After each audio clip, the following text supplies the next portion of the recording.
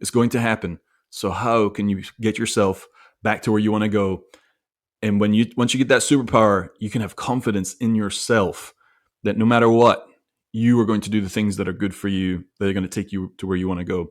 So by the end of this, you are going to have some key action steps that will 100% keep you going in the direction you want to go, get you back to where you once were. So if it's been months, weeks, maybe years since you have done the things that you want to do, the things you know you need to do, this is the one that's going to help you keep on doing it.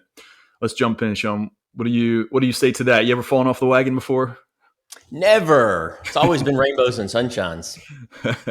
Absolutely. I'm an imperfect human being just like you. And I know we both have, I think we all fall off the wagon. And one of the things that I've learned in 30 plus years of my life is it's about how you respond when you do fall off the wagon.